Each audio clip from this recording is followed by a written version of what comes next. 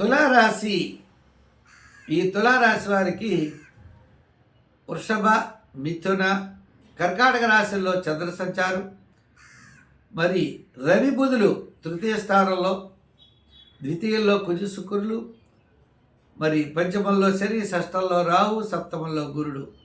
ఈ రాశి వారికి మనం చూసినట్లయితే ఈ వార ప్రారంభం స్వల్పమైన చికాకులు ఉండొచ్చు. బుధవారం నుండి అన్నింటా కార్యజయాన్ని పొందగలుగుతారు. ముఖ్యంగా రవి బలం ఉండడం వల్ల ఆత్మస్థైర్యము, అధికార ప్రయోజనాలు, పదవీ యోగాలు, కొన్ని రకాల అనుమతులు, కోర్టు వ్యవహారాల్లో విజయం సాధించడం, ఈ యొక్క విషయాలన్నీ కూడా అనుకూలించే అవకాశాలు ఉన్నాయి. కుటుంబ ఆర్థిక సంతానపరమైన వ్యవహారాలు ఇబ్బందులను, శత్రుబాధలు తగ్గుతాయి, ఆరోగ్యం మెరుగవుతుంది, అన్నింటా విజయాన్ని సాధించగలుగుతారు. అయితే వార ప్రారంభం మాత్రం నిదానంగా ఉండడం మంచిది. ఉద్యోగపరంగా మనం చూసుకున్నట్లయితే కొద్దిగా అవకాశాలు నిరుద్యోగులకు లభిస్తాయి.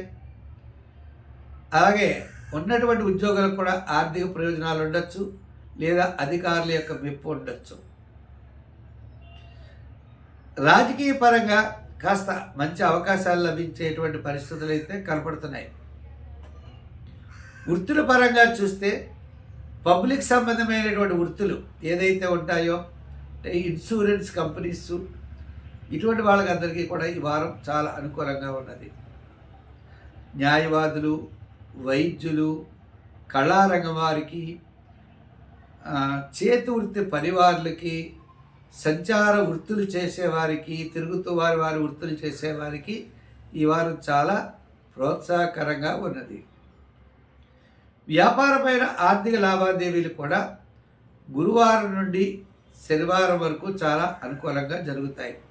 ఫైనాన్స్, జనరల్, కిరాణా, రియల్ ఎస్టేటు, షేర్స్ వారికి, ఐటీ రంగం వారికి కాస్త అనుకూలంగానే ఉన్నది.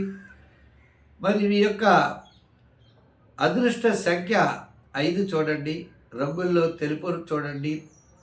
ఆరాధనలో ఎక్కువగా దుర్గాదేవిని పూజించండి, చాలా మంచి ఫలితాలు ఉంటాయి.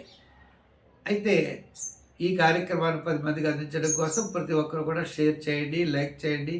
ఇప్పటివరకు మా ఛానల్ సబ్స్క్రైబ్ కాని వారు తప్పనిసరిగా సబ్స్క్రైబ్ అవ్వండి. స్వస్తి.